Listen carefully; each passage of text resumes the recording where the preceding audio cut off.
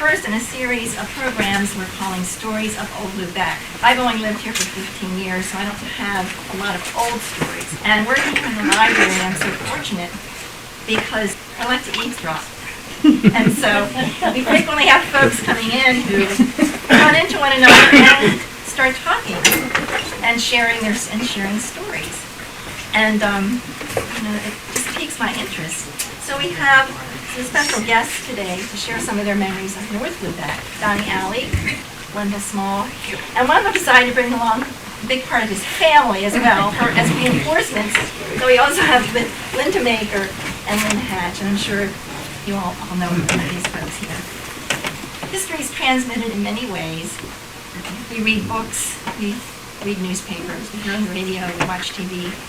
But I think one of the most effective ways to transmit history is through the spoken word and through stories that we tell and pass down through the generations. Let's give them a round of applause.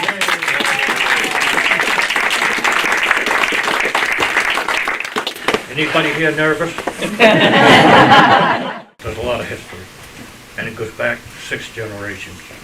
It was our family was one of the early European settlers of the North Lubeck. It was a Passamaquoddy encampment. Captain Nehemiah Small married Marion de Lustenaire, and they were given land from the original land given to the Louis de Lustenaire between the canal and the Mill Creek. We have been there 6 generations. That's quite a lot of history right there. And this is just a part of it. There's about 4 or 5 pages, and I think the library has this. This is North Lubeck here that we're talking about. Yeah. This is North Lubeck. I just wanted to clear that, make sure everybody was aware that it's North Lubeck. I was raised right there on Smalls Mountain. I was born right down the road from Smalls Mountain. And in '57, I left for the military, and then of course the girls, they were both out of towners. They were brought up. They came here from Ada Maloney's. They're not really North Lubeck. You're gonna have to be born there. I'll kind of break it down, tell you what I did at the beginning of my young years, and then I'll let my sisters put their 2 cents in. I went into service 57, 61. And when I got out, How old was you? well, How old are you? I left high school, okay? I was always looking out the window at the water, and I have to tell you this. I was in Miss Searle's class, and with Hubert Saunders and a few others, and Billy Chipman and all them, Helen Sheehan, Gloria Haskins. I could name them all. There was probably 40 of us in that class. And Hubert shot an elastic with a bobby pin in it, and it just missed her head and hit the blackboard, and it went off like a shotgun. So she came down to me, and she said, so she read me the riot act. I'll tell you, she was pretty serious. I didn't say nothing. So I was shy.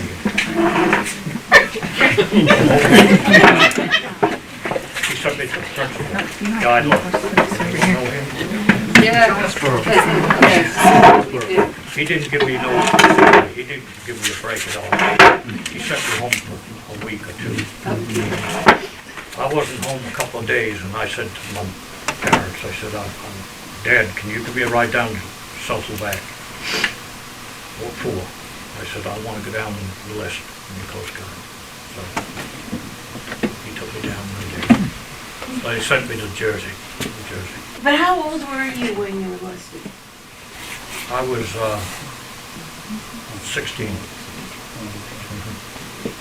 So did you have to lie about your age? No. No, I didn't. No, because I was tall. Yeah. Gotta back up Back up? to when you were on the farm. Oh, okay. Oh, when I was 4 years old. Okay. I would get up in the morning with my dad and go up to the barn. And we'd clean up, clean the stalls out, give the cows some hay and grain. Lynn. I'm sorry? To the best I could. My dad probably did most of the work. But I remember the wheelbarrow and wheeling it, helping to wheel it out. I remember trying to shovel it and stuff. And then Dad could get everything washed up and they'd start milking.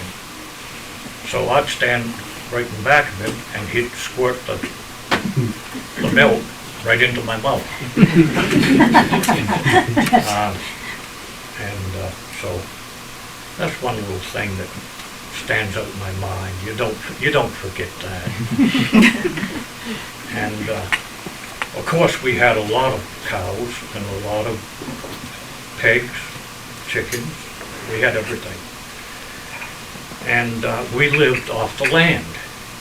The only thing we had to do was come to Johnny Morrison's and get a 25-pound bag of Robin Hood flour and probably salt and pepper. We needed nothing else. We had everything. And real country butter, buttermilk, real milk, and there's nothing like it, being raised on a farm and having all that, you know. And everything was good. I had a great life growing up. Mom and Dad were good people, hard workers. Dad worked over on Treats Island for the 40 Dam project. My mother worked, of course, in the factories, packing fish. Am I forgetting anything, Miss Peacock? Keep going. The crow, the fox, Wayne, Oh, Wayne Porter? picking the beaches. Oh, yeah. Yeah, we grew up, Wayne and I were buddies, real good friends. We grew up together. Do you know the big Victorian, when you're going up North Lupac, where the store is, just past that, there's an old Victorian that's been fixed up. That's where Wayne grew up. It was Wayne, Harlow, and Austin, and the mother and father, Laura Porter and Dave Porter. Him and I were pals, and we were on the beach all the time, collecting junk and selling it to Ernest Lakeman or Frankie Davis. We'd have some wonderful clam bakes on the beach too. I can't let that go. Telling the story on that. We'd find a nice ledge with a crevice in it. Clams were very plentiful. And we'd get a good fire going and then put some rockweed on the fire and set the clams in and let them steam. Then after we got a little older, we'd head for the woods. And we traveled all of North Lubac, all of it. And we knew every nook and cranny on the South Bay side and on the Johnston Bay side. We knew it all. I still call Wayne now once in a while. He's down in Ohio. We never talk about anything except our childhood. That's really something. By the way, I gotta say this. I went to school, a one-room schoolhouse site.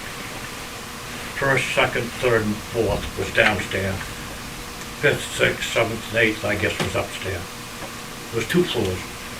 And there was wood stoves. And the outhouses were outside, out on the end. Okay. Boys on one side, girls on the other. No water. We had to run over to Mom Avery's and get with a jug. And the jug was bigger than us. And we'd get water. And we had to carry the wood in, and the wood I swear to God, it was 8 feet long, but it was only probably 2 feet. So it took an hour, a good hour, before we could take our coats off and hang them up and start the class. And the first thing we did after we done that, when we got in our seats and we get warmed up, we had to take a cod liver pill and say a pledge of allegiance to the flag.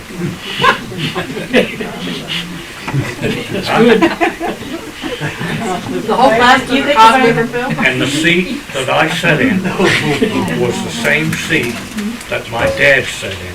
It had his DRS initialed in it.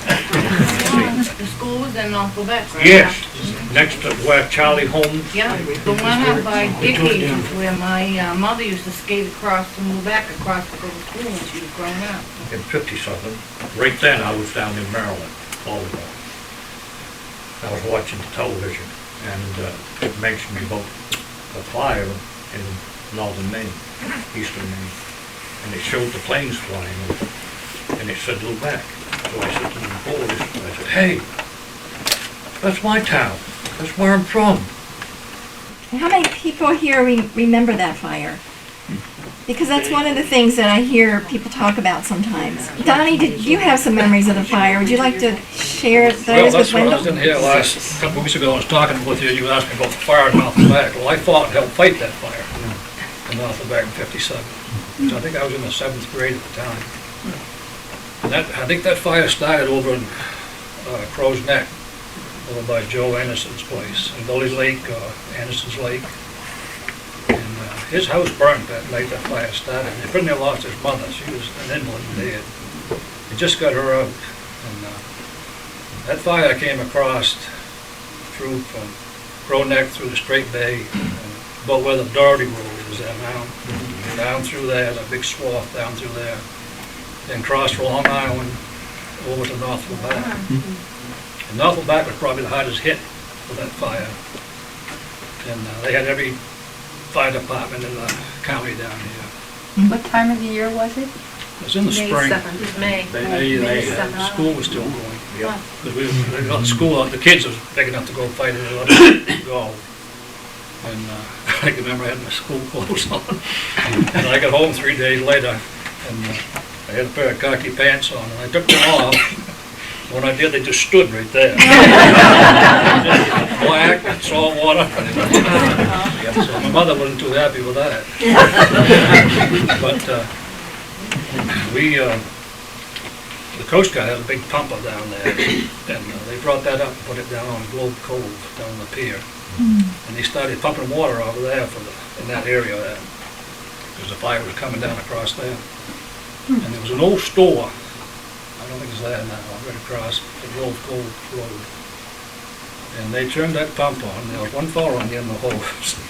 And he started jumping. There was so much compression in that hose. And he was getting a pretty good ride. Finally, got it shut down. And got 2 or 3 men on it then, and got it on the building. And pretty soon it started tearing the shingle out the building with clapboards. Somebody said, we're not going to have to worry about this burning now, because we're going to tear it down. Well, I was up there for, I guess, probably a couple of weeks, all down through the back shore there. And they had pumps all the way down the salt water. They had booster pumps up through the woods. And must have been 100 miles of hosing through the woods, putting out hot spots. And they had also, there was a culvert right there with the store. And then the last culvert was up by Arnie Collins' house. And they were soaking that house, his, Arnie and Nolan's house, they were soaking that down. Right. My grandpa, he had a trucking business in town, and he had a couple of tanker trucks. And they even had those up there with pumps on top of the tankers. So they'd be in certain houses trying to stop the houses from burning. And we was at, well, Lester Blanchard's at the time, which is Sonia Bailey's now. That whole area around there was nothing but a great big fir and spruce tree all around that house. And they had 2 or 3 men on top of that house and putting the water to it. That fire came across, they just whooshed like that. And them trees started going around that house. And they say a fire will blow. Well, that's what happened there. It sounds like a stick of dynamite went off. Just bang when that fire got going like that. The house didn't burn down. They'd saved the house. But they thought they were gonna lose the farm too, because it was headed that way, but something happened. And it kinda turned and went up Northville back up that way. It never did go across the road. And then went up into Globe Cove was a hot spot, and up behind the factory was a real bad spot. And we was 3 or 4, I don't know, probably 3 weeks fighting those fires, put hot spots out. 3 weeks. Finally, we got some rain and it ended it. There's But, a lot of dry timber up there too. I know it was all in Northville back, and finally somebody said, look, the town's on fire. And there was cinders going across Johnson's Bay, and they was high in the air, and there was cinders like this off of wood, and they was just floating all across Johnson's Bay. And that old Clem Brown store, which is that, where they built them 3 apartments over there, and by the Booth factory, that caught on fire. And everything was in Northville back, all the trucks and everything. So finally got in town, got that out, and that was the only one that I know that caught. How far north did that fire go on the neck? Up by where I used to live, the creek there was, not much above that, was it? No, it was a straight line. Yeah. I would say it was probably 400 feet wide. Straight out, straight back from South Bay, Yeah. right straight down towards It's just a swath, right? Northville Road back back road. through, yeah. And it took out, well, I'm Well, not my it sister's. it jumped. I wasn't here to see it, and when you get through, Donnie, well, I I won't. know after the fire came through there, that there was a lot of nice pulp with it. It burnt, and just took the limbs and just killed the trees, took the sap out of them. But they cut all that burnt wood and hauled it into Woodland in the paper mill. For about 2 years after the fire, there was still good wood. And they cut a lot of that. I mean, you come out there like black, so there's soot still on it for years. The same way to handle it and putting it on trucks and stuff, and taking it to the mill, it was all black, but it still was good wood. So then were there a lot of houses and farmhouses? Were there a lot of things that were that were burned, or were people They able didn't to lose that many see? houses, just Joe Anderson's, I know his place went, and I don't think they lost any other places. Yeah, that was, Yeah. that was quite a few. Yeah. Was they? Yeah. I remember the houses. Wendell's father's house went, That's my right. father's house went. Yeah. Yeah, there was Right. actually 13. Yeah, there was 13 Yeah. families. Sometimes it'd be a live tree standing right beside the house, they burned flat. Arnie Klein's was only a few feet from our Right. farm, Yeah. and we lost everything. Yeah. And Arnie's is still It didn't touch it. standing, never touched it. No, I remember coming home, they sent me home for leave, and the bus brought me into Whiting. My father showed up. He wasn't talking too much to me. And so I tried to strike up a conversation with him, and he'd mumble a few words. Then we got to Northville back, and we went up Northville back road and turned up the driveway, and we were headed up the hill, and I didn't see no lights. So I looked over and I said, Dad, I said, how come there ain't no lights on? And then when he didn't say nothing. So when I got to the top of the hill, I didn't see no house. And over on the side in the field was a little camp. He looked at me and he said, you don't know? I said, no, I don't know. What is it? What's the trouble? He says, well, your mother wrote and told you that we had a forest fire here. And I said, well, I did see it on TV. Why don't you girls tell the story about when it came over the top of the mountain and down into the barn that was full of hay and full of cattle. Lynn knows more, because I'm the baby. Now, okay, She was just 2, she was just turned 2. So, I remember a couple of things, but, So you go ahead and say what you remember. well, all I basically remember was when Mom got us down over the hill to Val Tyler's house, and there was I remember getting in, her putting us in the back seat of this old car to lead, and I remember being scared, just scared. And then from there, I'm blank, and then all I can remember is where a house that we went to stay in town here, what was their names? I can't They took us in anyway. They were wonderful people. And I remember being scared about living in this strange home. I remember being in a rocking chair and Mom rocking me, holding me, and that's basically it. All I know now is from what, through the years when we were younger and growing up, Mom and Dad telling us what happened. And Mom talked, Dad never talked much about it because it devastated our father. When springtime would come and we'd want to burn grass, Mom would say, we can't until your father takes a nap or something. And so we'd wait for Dad to take a nap and we'd say, come on, Mom, let's go burn grass. And Dad would get up and catch us, and then Dad would freak out, say, get the hose, get buckets, get it out, quick as you can. He was just so scared of fire. But, We began the day on May 7th, 1957. Mid-morning, Mom took Linda and I outside to go, we had a homemade swing set. And she took us over there and we were swinging. And I remember that Mom had a gold watch on her hand, a new watch, and I asked her if I could wear it while I was swinging. And after a couple beggings and pleadings, I got the watch, had the watch on my hand and was swinging. And then our older brother, Doug Jr., that just passed, he was dropped off at our house. Somebody brought him to our home up on the hill. And he told Mom that there was a forest fire headed our way. And she said, what are you talking about? And he said, you've got to get out of here, it's coming. It's right out there.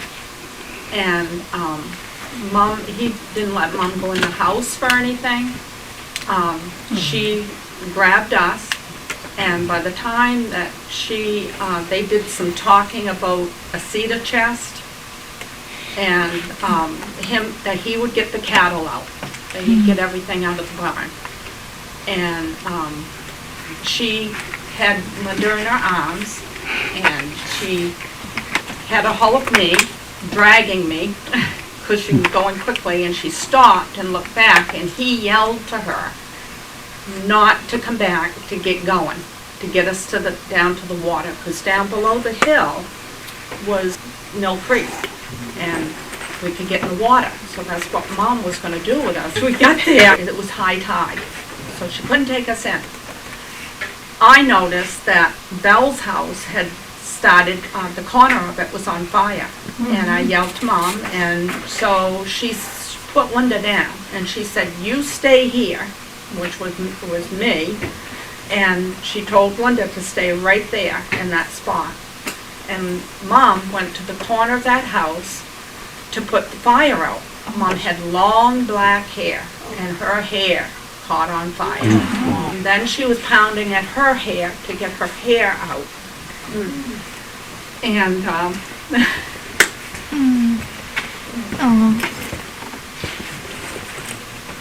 it's okay. It sounds devastating. Where you were. I was in the grass, I guess, and Mom forgot me. Somebody screamed, get Linda, grab Linda. And a ring of fire was around her. Complete circle. Now, I'm gonna cut you She's from, 2 years old, and she's sitting there, and there was a complete circle of fire around her, and Mama jumped through, grabbed her, and jumped back out, but not a bit of flames on Mom. But the flames were, I couldn't even see her. They were up so high, and they were around her. So, then, Mom had got the corner of the house out, and it was a corner where the ledges was. So she grabbed us, and we went around to the front of the house, and when we got there was a car, an old car that had come down the road, and I remember, that's the part that Linda remembers of them saying that we had to get out of Northville. So Mom threw us into the back seat of that car, and off to town we went. And, but that was, it was very traumatic for us, because it was just, now when I smell smoke, I just hate the smell of that smoke. You can, it's like you're reliving that, all over again. You smell that and you remember all those different little things. I want to go back to Mom's watch. I lost Mom's watch and all of that, so, so she did go back after the fire. We went, of course, Mom went to look for things in the cellar, in the basement of what was left of the house.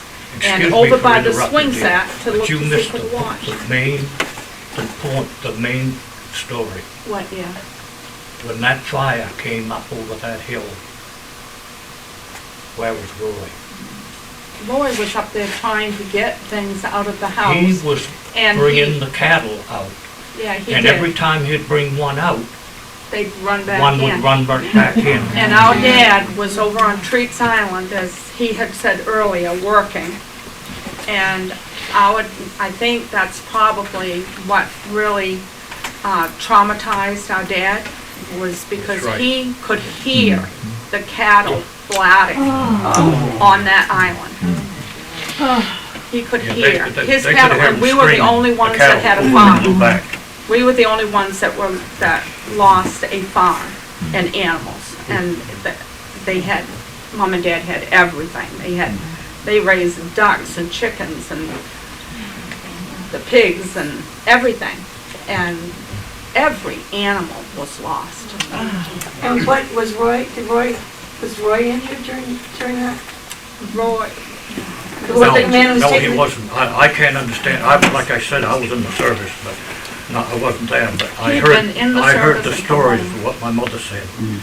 And she said that he had, he stayed there and tried to get him out. But the barn was gone in less than 20 seconds. Oh my goodness. That came, it was like a freight train. Sounded like a freight train coming, and it came right down over top of, because the house was, the barn was right under it like a gully, and the hill was up here, and it came right down through, and you take all them big spruces and birch trees and stuff, it just wiped it right out and come down and took the barn was full of hay. So I don't know how Roy ever made it off the hill. and I don't remember, when we stayed at that family's in Lubec, I don't remember Roy being, I don't remember him being around or seeing him or anything.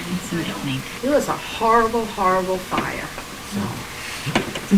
Did a lot of the farms recover? Were they able to start up farming again, or did people leave? The Red Cross came in, and I still have a bureau that the Red Cross gave Mom and Dad.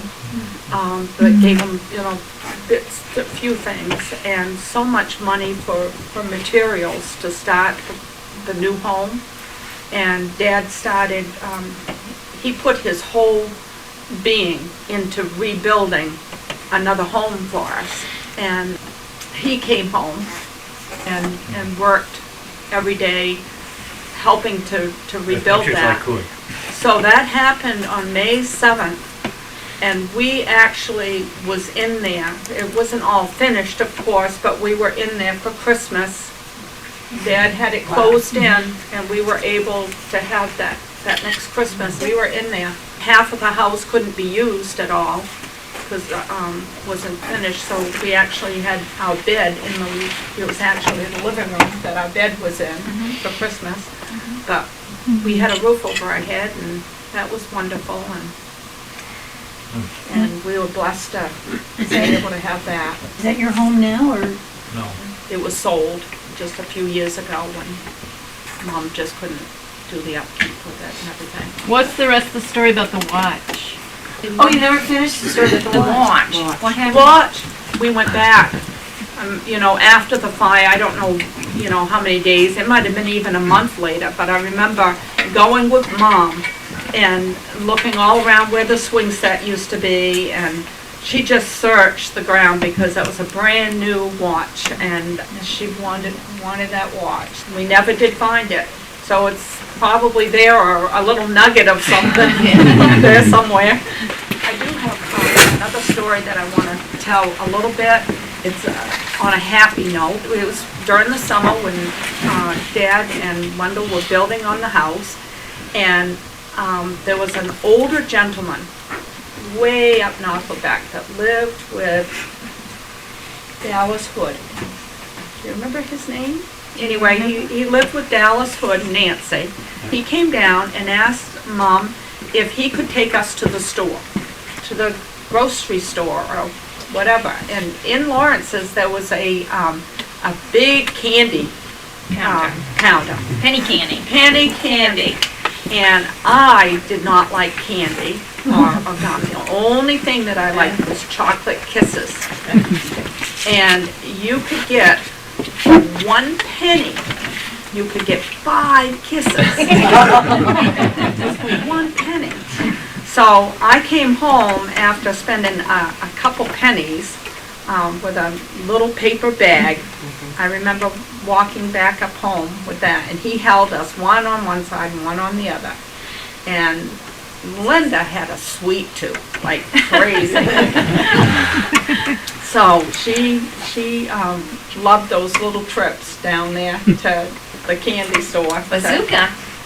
Bazooka bubble gum. Yeah, and I like to chew the bubble gum, and this is probably going to gross some of you guys out, but this was what we grew up with, her and I. I didn't like the sweet, but I loved to blow the bubbles. She would always chew my gum for me.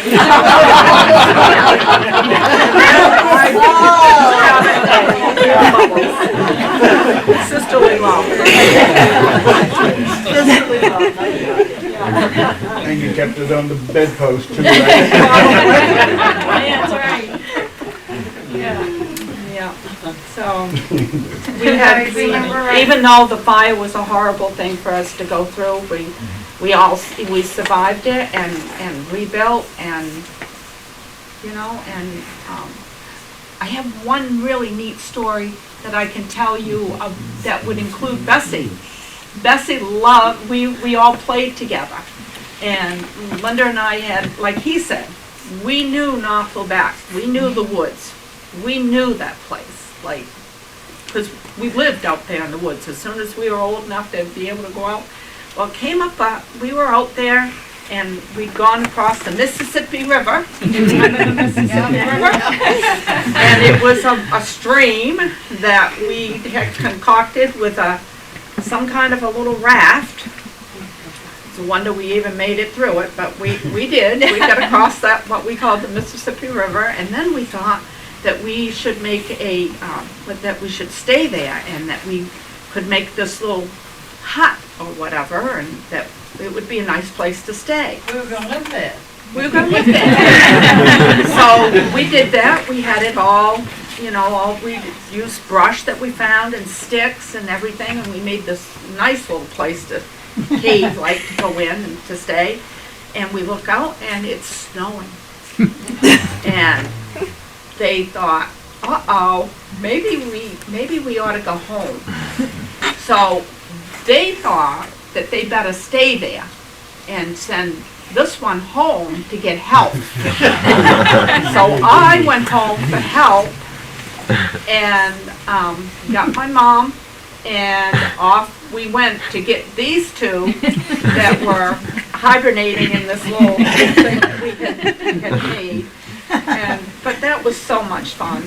I mean, we had so much fun, and we got kind of reamed out for that. We really, yeah, we got a little bit in trouble for that one. We could have been lost. We could have been, but we knew that place, and we thought, that we'd make it through until spring.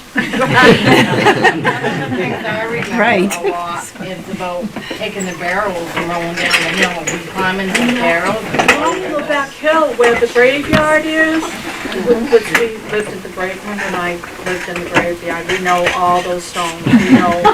We know everybody that's there because we lived in that graveyard. I fell through. Everybody that came to visit was scared to death of that graveyard. We loved it. Yeah. Years ago, that was a lot steeper than what it is now. They redid that road and completely changed it's no longer. Yeah, they took the old bridge out and put a new culvert in and, Yeah. So when Bessie would come, we would get the barrel out, big old metal barrel, 55-gallon drum, and we rolled down that. That was a fun thing to do. We'd make sure there was no cars coming both ways, and then off we'd go. What if there was one coming? Well, we'd You wait. wouldn't have no brakes. No, wait until that was gone. So I think Florence actually, it was Florence's idea, her sister. wasn't it her idea? Yeah. But we enjoyed it. She got us in trouble an awful lot of times. Yeah, Lynn, yes, was your mother still doing 4-H when you were young? yes. That Linda was- actually was in the 4-H program that Mom and Margaret Cheney started. Maggie, Yeah, Margaret was her. yeah, How many kids were? yeah. They began the 4-H program. How many children were? Yeah, I mean, it sounded from the Wendell was- stories Oh, that your they mother had like, 100 their first day when they started. Over 100. Over 100 students got off the Wow. buses to go to that. And It was held at the VFW hall. the VFW. Yeah. Yeah. every week you'd get together? Every week, Yeah. yes. Yeah. And they did it for a long time. Yeah. Did the They farm, also had Jack Cadets. Your mother was involved in the Jack Jack Cadets. Cadet program. Yeah, yeah, she was. Yeah, she taught Sunday school Yeah. many years. She Yeah, taught Sunday 27 years. I think It's so. a long time. Mhm. The kindergarten and preschool children. And, yep, so she was very involved in the community and, yeah. And a hard worker. I can remember her that whistle blowing and her being right out, to go to work and then Skinning Aaron. well, yeah, yes, but, back when we were little, they didn't get done work at the factories at 5 o'clock. Sometimes They they had to, they 10, worked, 11 o'clock at night. they worked those fish, they packed fish until they were gone. Mhm. They had to stay there and finish packing them out. And sometimes it was 10 or 11 o'clock. I can remember And her she- coming home at 10, 11 o'clock at night And she would be bringing a bucket of mackerel home to some- make a brine and jar them Yeah. and put them in the cellar. Or for she'd the be winter. baking off bread at that time of night. Yeah. Yeah. Making pickles, Yep. canning, whatever she could can. I really don't know how I don't she either. did it. And then I she'd be really- back up again at 4 or 5 o'clock in the morning, and the bus would pick her up to At go. 6 o'clock. Yeah. And our mothers used to start canning as soon as the first thing in the spring, and they never stopped till the end of October, November. Yeah, Yeah. yeah, Every day they were making. Yeah. yeah. Yeah, they were very hard. I don't ever remember going to the store to No? buy anything. Like Wendell said, we just Yeah, was raised off the land. yeah. Yeah.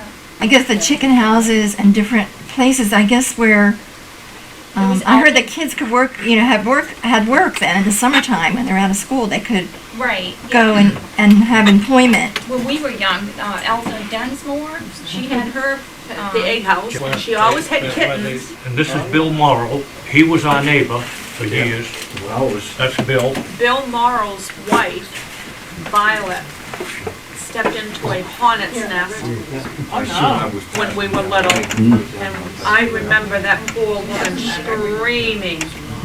And these the are a lot- ambulance came and took her away and she never came back. yeah, she didn't survive. survive. She got stung so many She times. was stung so many times. Yeah, It killed her. violent. Yeah. Well, I've got a picture here of some real, the old Nosselbeckers. And I remember every one of them. Al Banks, I remember the auctions that they had. And there was Gus Fry, I remember him because he had a daughter that went to school with me and I had a crush on her. Compton Pickett, anyone know Compton Pickett? Yeah, okay. Bill Morrow. Bill Morrow, Al Bangs, Harry Banks gave our grandmother, Maggie Small, pearls and a brooch for a wedding gift. And my grandmother gave that to me when I was 16 years old. And I still have it. Grammy said that she was 16, but she was 14 when she got married. And Carrie gave her that pearls necklace and a little brooch. I thought Carrie Bangs was a witch. Harry? Carrie Bangs, 'cause we used to go up there Halloween, and she was a jokester. You go up there, she could dress up like a witch. Yeah. The first time I opened up that door and seen her. Do you remember I had going it the into, other way. she takes us to the dining, Right, and yeah, the yeah. table Yeah, was she had, full. she was a very, very generous person. Yeah. But that scared the hell out of me. Yeah. I didn't, every Halloween, One piece of candy. thought when we got older, we could play Right. some jokes on She her. said you can have one piece for You know, each. Yeah, she was something else. Yeah. Like Max Comstock, I was a young lad that deer hunting up in North Quebec. And I come across Max Comstock in the woods. Yeah. He told me, I heard you coming a mile away. He was in a bunch of alders just sitting there. Yeah. A chair, wooden chair. He's waiting for the deer to come to him. I come across him, he goes, don't you know anything about hunting? I said, no, can you teach me? Which he did, but I'll tell you, he told me a story. During the war, he was over to Germany, and he was in the forest, and his first lieutenant wanted to take some bark off one of the trees to make a fire. And Max told him, don't take that bark of the tree, they could see that, the planes could see that white, once you take the bark off. Yeah, Especially right. on a birch tree. Yeah. And he saved their life. Saved that platoon's life. Wow. Max Comstock was quite a man. Yeah. I had a question about something that someone told me, actually the person that told me is Ann Seavey, and she's sitting right in the front row. But I don't know how it came up, but near where my house is, which is just beyond this big bend in the road, but there was a poor farm. And I wanted, so I never heard of that before, and so could somebody just tell us what the poor, Bessie can tell you, because that was her home. It was a poor farm, but they was rich. Yeah. And, It was people that had no family or was really sick and had no money, and they would go to this, what they called the poor farm. It had no bathroom, it had outhouses, had 14 rooms, and no running water. When we moved in, my father had put in an old-fashioned pump to get water, and he had put it in a bathroom, never had a bathroom ever in the house. And these people would live there right up until they die, and sometimes the unwed mothers would go there when they had no place to go. And when we moved in it, my father, we only lived like in 6 rooms because you couldn't heat it. And it was full of rats. Every time you turn around, you see rats. Because they had the big barn on the side, and they had chickens. So anyway, we lived there until I moved out of there when I was 13 and moved in town. And I always said it was haunted, and right today I believe it is, because you could hear people crying, you could hear babies crying. Where was that And exactly? it was everybody at Dawn Bennett was petrified to go in there by yourself. So where was this place? Where is it Right located? on, see if I can explain it.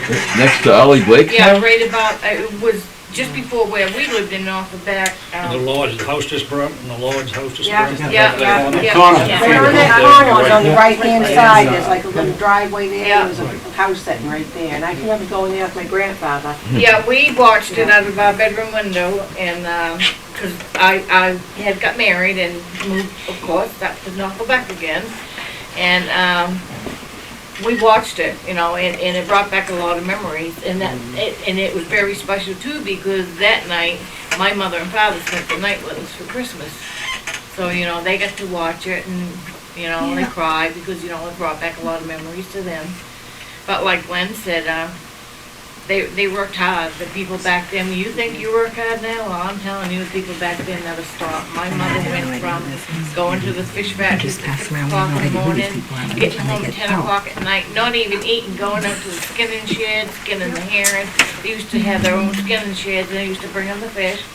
And then she'd be up there at 11, 12 o'clock tonight, go in and take, of course, a smudge bath, because you didn't have shower. Get up next morning and do it again. And they work Saturdays, so Because, they work 6 Yeah. days a week.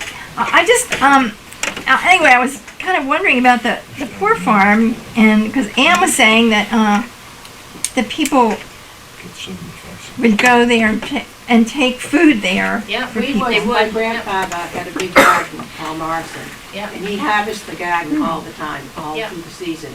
And I can remember after school and in the summer, certain times, we'd go down there, and he'd say, well, let's pick berries, let's cut rhubarb, let's pick the beans. oh yeah. And we would load the car up, I can remember going with him, up and Yeah. off back to the Poor Farm, Yeah. Poor Farm Corner, and we went in there, and there was like an entryway with a big wood box. Yeah, And I can remember, we never went in the house. Yeah. We always put all the food on the wood box. Yeah.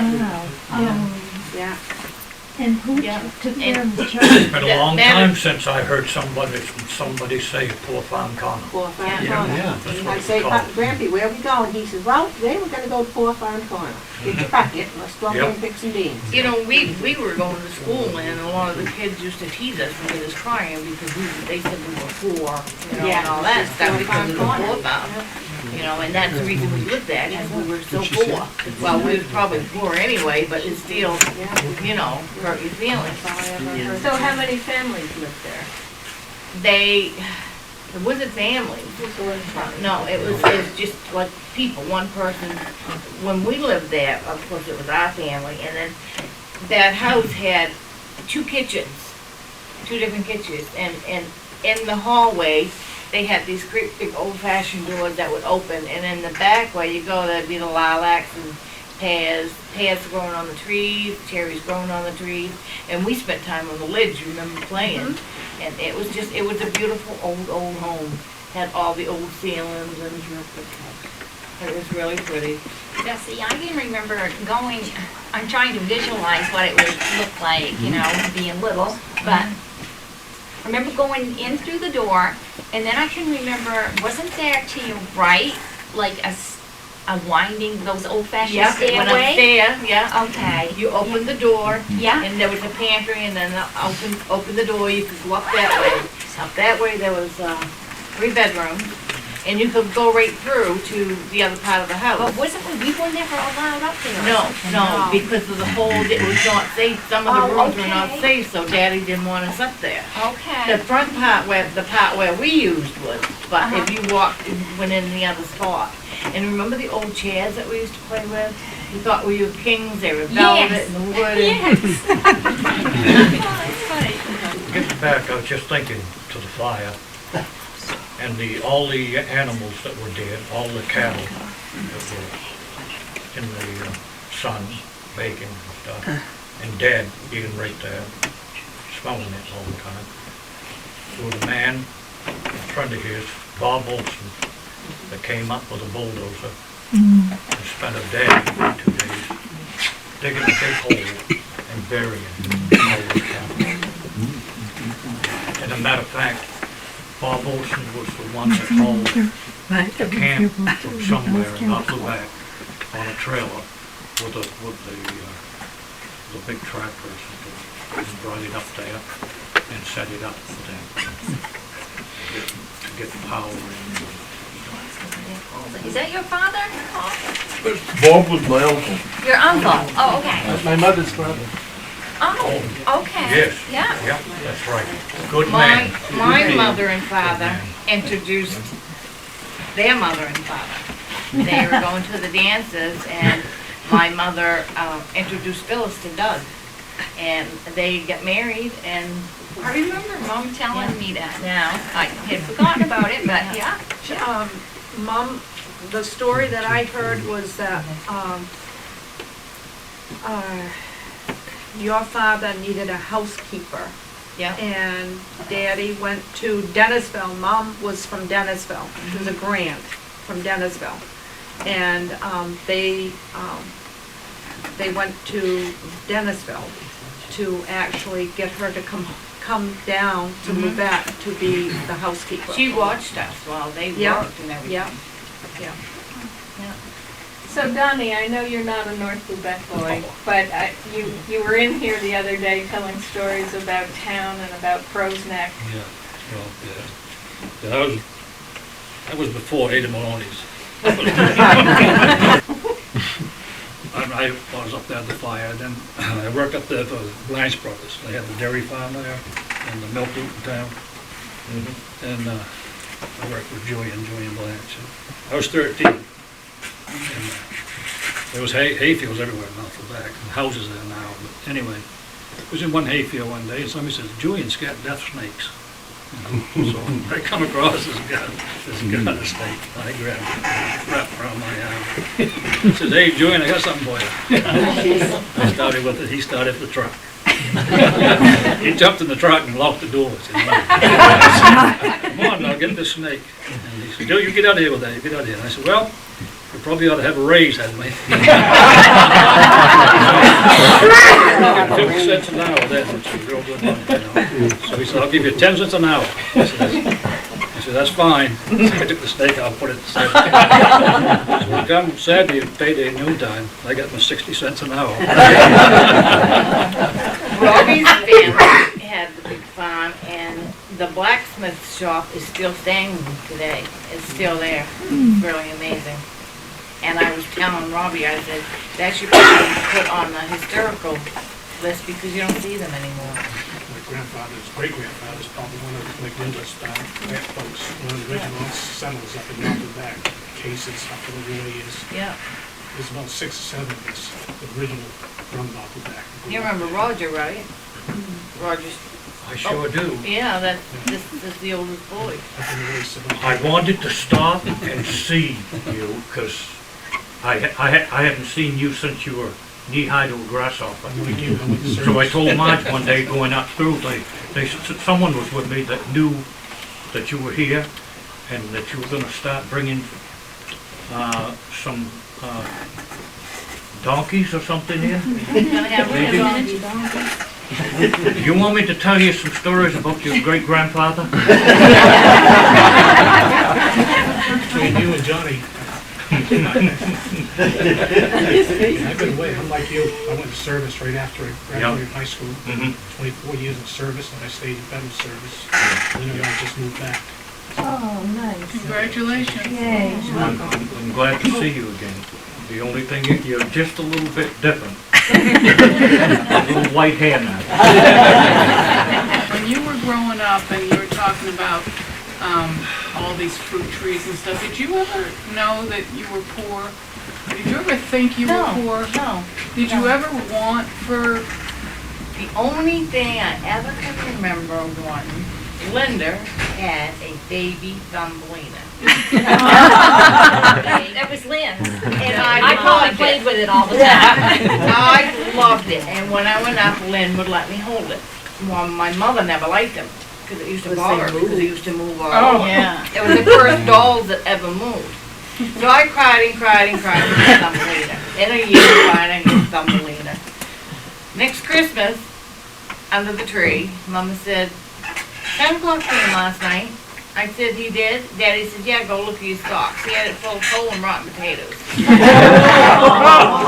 Santa Claus didn't come to you guys because you've been sassy. And I cried and cried. Mama said, go under the tree and get your present. Well, that year, they had got me a baby Thumbelina. And I kept it for years and years until my brother was home and he had a little 10-year-old girl, and she cried and cried and cried because she loved that doll. And I could remember back how bad I wanted a Thumbelina, so I gave her the doll. I just meant in terms of food, because Wendell said, you know, having a farm and all these kids, I guess Phyllis dragged every kid in town, or they dragged every kid in town to that farm, and there was always plenty. We used to ride on old bicycles. We never had new ones. It was old rubber tires that wide, you know, and we ride them back and forth. We were never in the house. We were always outside. Most of the old families in North Lubec had 4 or 5 kids. Yeah. Starting with Larry's and up on the neck, coming all the way back down. Yeah. Cox's, Kelly's, Robinson's. Right. Yep. Does everybody know that Everybody there knew. was a hotel in North Lubec? Right behind Roy's house. Where I grew up. Yep. Yeah, down behind you. Yeah, it's got a name about that You one. meant to know? That's it. What was his name? You meant to know? Is that Indian name? Billy Raya has a mirror out of that place. Beautiful. His father had it. Dad was born in 1909, and he said he was 9 years old when it burned, but he remembered the fire and everything. Yeah. The president used to go there and all the rich people from Yeah. Boston. They came in on boats. There was a big ballroom, they said, and they used to have these ballroom dances. Yeah. And my father used to tell me about these big ballroom dances they had with all the fancy long gowns. And he said he always wanted to go, but he was never allowed in because he didn't have a suit.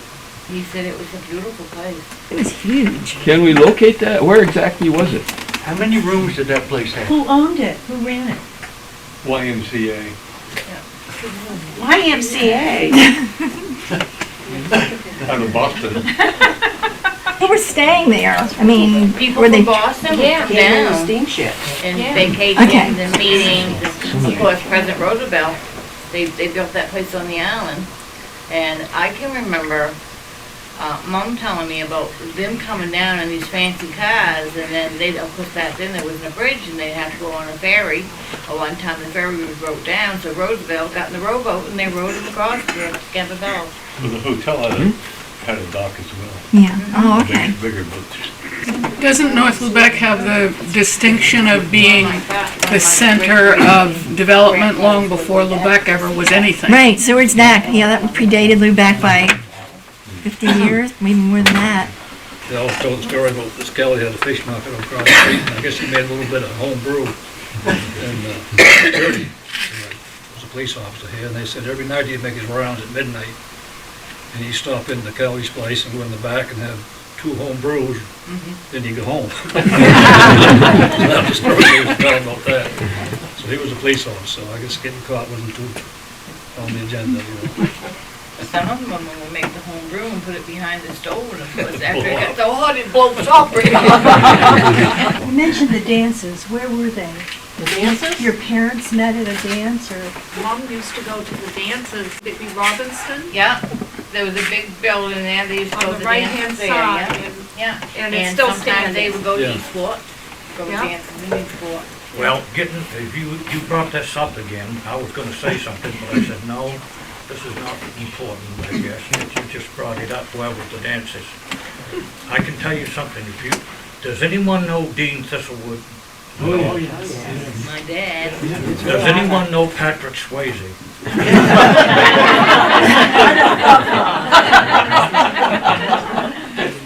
He was as good as Patrick Swayze.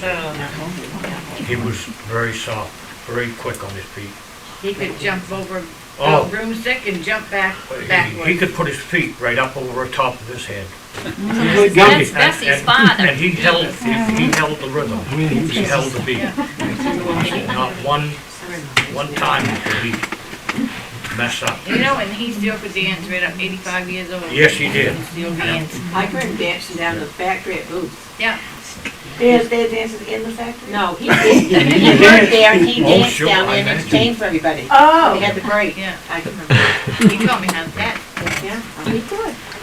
Mom used to have really horrible dreams and nightmares and sleepwalking. And one night, Dad said that he followed her around, followed her through the house, and she's standing in front of the mirror putting lipstick on.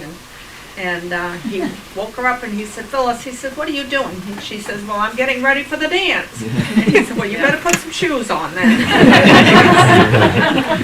So what about the Grange? Did they hold dances there too? Or I remember Christmas parties at the Grange upstairs.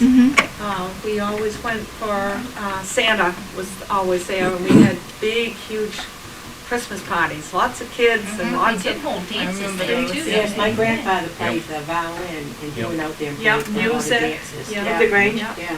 Probably the hardest spot in Lubec. They were the hardest ones, right, They used to Tony? dance, Twin tap spruces. dance. They went to Twin Spruces then? Yes, like way back.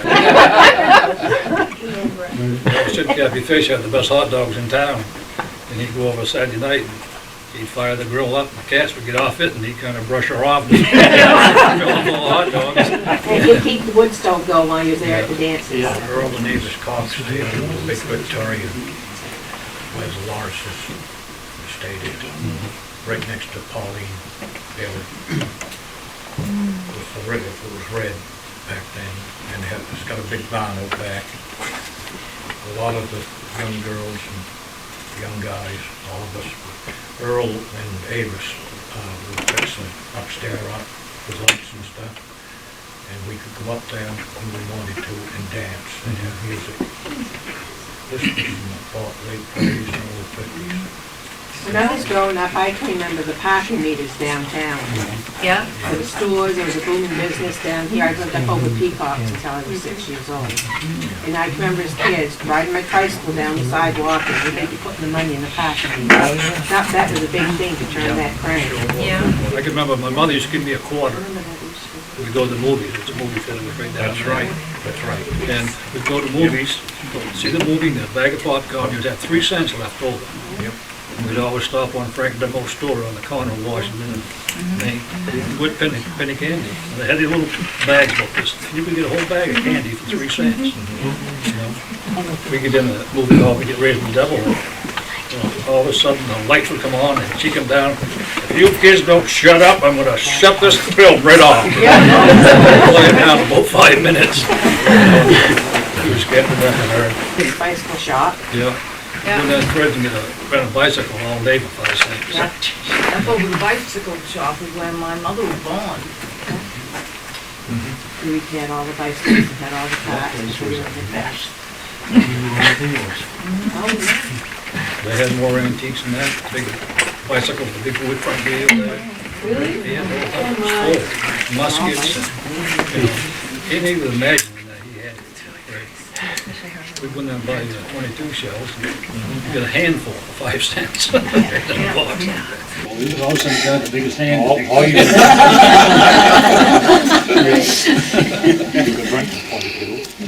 Right, any rifle you want, and bicycles, everything. Talking about rifles, I disappointed my father years ago. I'm a gun nut, and I cried and cried and wanted a gun to go hunting. And finally, you know, like I say, we was poor back then, but we was rich with the parents we had and all that.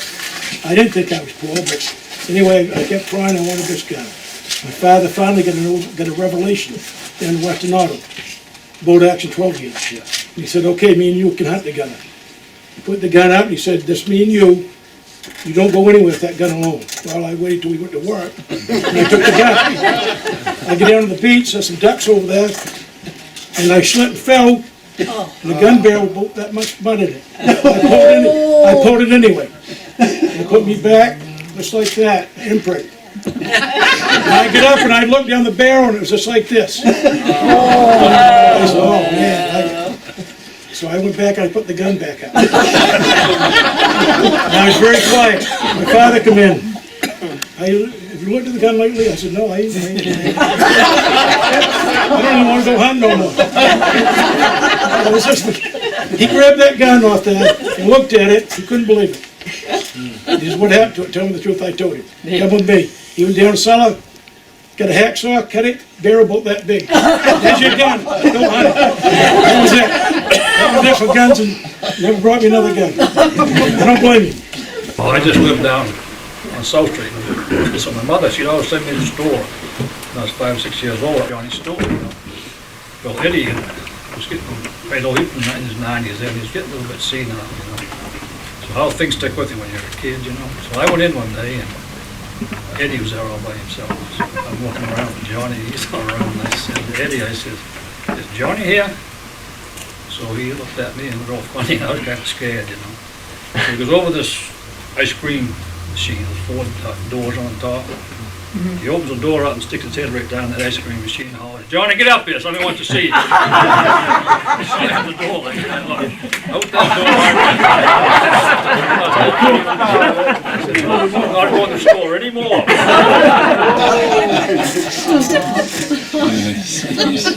When Johnny on a Friday night or Saturday do your shopping, he never had an ad machine. No, he He had a bag like this, and he'd put 2 cents, 3 cents, 4 cents, and he'd add those up. We never made them. In the back where he had paint on the side, you Yep. open the door and you go in, they had paint and Oh, everything. stuff for your house and. Yeah. I can remember they had this big barrel out front, and if you slide the top off, it was right full of these great big pickles. And they were 5 cents a piece. For a big old pickle. Grew big old. And either that, or they had apples, and they had the big onions. So Daddy used to take us to the store, and he'd give each of us 5 cents. Florence would either get the pickle or the apple. I wanted the onion. I loved the onion. I used to take them home, and we, of course, back then we didn't have the mayonnaise, so we had the mustard, and Mama would put a little bit of milk and sugar and make mixed mustard, we called it. Put, slap it on the bread, cut up that onion, and best thing you ever had. I think that was Frank Dimble. Yeah, I think it is. That's after he got Yeah. Yeah. downtown, because they tore his store down when they put the Yeah. bridge in. And he moved up on the corner. Yeah, That was a Railroad Express office before that. yeah, And they go to the Chaz, pick up stuff, come on the train. That's the office where he went and got it. I can remember going to Miller's too, down by, Yeah, the boat That's the ramp. Millers. the ice cream Yeah. flower shop. Yeah, Yeah. My uncle Charles Shin and my cousin Philip Morrison had a store right over here by the smoke hearing place. It was yeah, called Morshy Superette when I was a child. And I can remember after school, we'd walk down from school every day. My mother worked there as a clerk. And we'd go down, and people back then didn't have any cars. They didn't have very many. A lot of people in town walked to the grocery store. They'd have the list, they'd pick out the groceries, it'd be put off to the side in their name, and the other stuff would be in the freezer that needed to be there. And I can remember going there after school. We had, Uncle Charles had a great big station wagon with one of those seats in the back facing the opposite direction. We'd have to load that truck up, the car up, station wagon with all those groceries and put it in there. And it'd take us around town, and our job was to get out and deliver them to the door. yeah. We used to be up there, kids, yeah. We might get a cookie or something. Like he talked about the ice cream, it had the four Doors on the top. doors Oh, that you yeah, open yeah, up. yeah. You could look in there and, Yeah. and I remember Uncle Charles cutting the meat and the meat hanging out back and taking the scraps, I remember this just as plain, taking the scraps and opening up the back window and scaling them out there and the wolf rats would come and eat them, we'd watch them outside. Oh, yeah. How great big rats, yeah, wolf rats. Big too. Noyes Cox had a bakery in there. Because he was real big in the Rod and Gun Club back then, early 50s. And so they had a shooting range down in Sulla there for the small pistols. So there was an awful commotion down in Sulla one night. He opened the door and turned the lights on. There was cats and the rats was all in a fight, big wolf rats. The village always said he had to get his pistol down and get on the side of the cat, so he... That's the story we was there, man. Poor farm burned, we lived up close around the corner. No, We killed 15 big wolf rats. Oh, yeah. oh yeah, they're big. Oh, my. They were big. I came home from work and I said, if you're going down to Dodge's, I need a zipper. So I said, okay. So I went to reach in the drawer and I did, I put my hand right on a rat. Well, I was on top of it.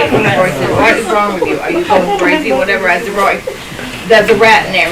Roy said, there's no rat in that drawer. Of course, after I pulled the drawer out, the rat was down under the cupboard. I said, I'm telling you, there's a rat in there with beady little eyes and staring at me. Well, when Roy opened the door, there's the rat. So he grabbed a bucket, put it over the rat. I said, now what are you gonna do? He said, well, I don't know. I said, well, I'm going to Mama's.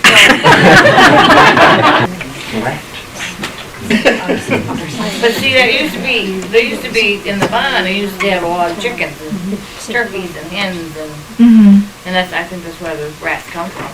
But of course, down through the woods there, down where Peter Boyd's owned, there was always a thing that went out in the water, and there was always boats and stuff tied up there. I jumped off there one day trying to save a kitten, almost drowned. Remember that, Bubba? Someone threw it in. Yeah. You remember Stewart's Bowling Alley? Oh, Oh, yes. yes. My father was Roland Cheney, and he says, "You're never going near that. You go near that bowling alley." I don't know, I never did. So Ann, what went on in the bowling alley? I never got to go. These guys. What do you know about Stewart's Bowling Alley? There goes Joe. Huh? Yeah, used to set pins. Set the pins up. Yeah. For 10 cents a Well, why couldn't I go there? Bad guys or something? It wasn't big. Hey, my grandfather and grandmother lived right up over it. Maybe they were afraid of you going in there and causing trouble.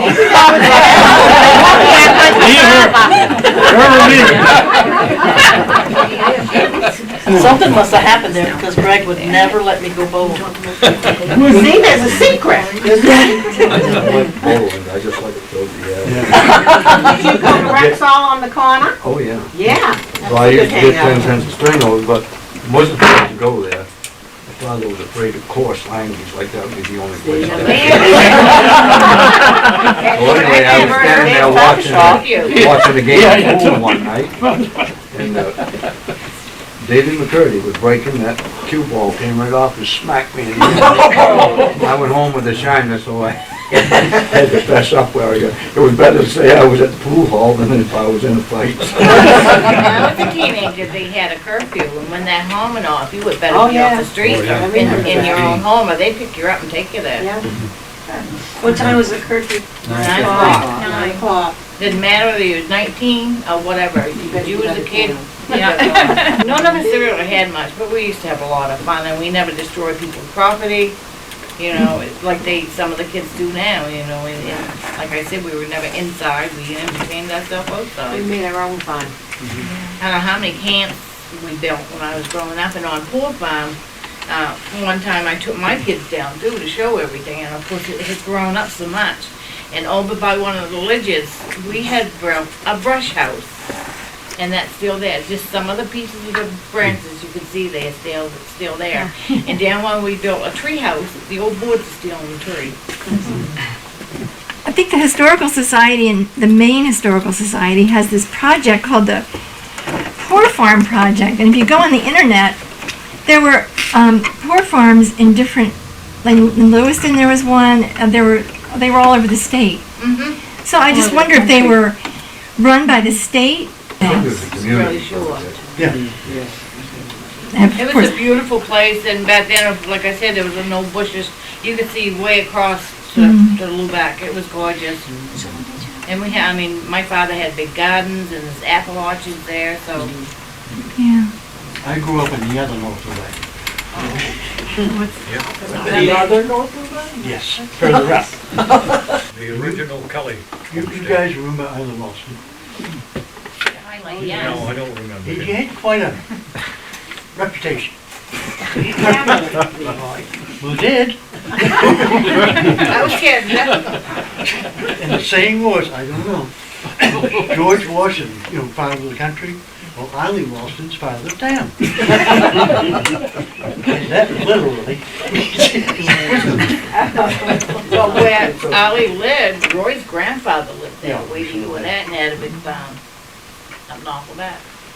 So back to history. Yeah. You were talking about the Quaddy Dam project. I wonder if anybody here knows any of the history, why that never developed, or if I think anybody a war even... broke out.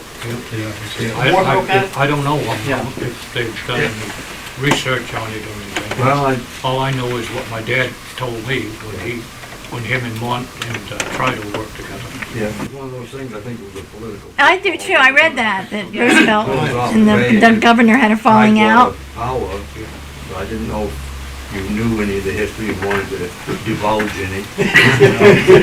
I know it was before our time as far as any much activity of work Well, going on. I know that they made concrete, they had forms built, and that's what they would do when they got over there and tied up. They'd get, the three of them would start in early, and they'd start running forms, and they had stainless steel rods. And there's some over there right now on the beach. Now, when I was a commercial diver, I dove off the east end of Rogers Island, and I went down a fathom, and I noticed a big, something huge, black, on the end, out on the end. So I went down, I ventured down into it, and I went down probably another fathom. And it was coal black, and it was a hole. And it went underneath, there's a huge hole, half as big as this room. There's rumors of a tunnel somewhere on Suez. Maybe it's connected to that. North Lubeck was Lubeck. Yeah. Right. North Lubeck was the town.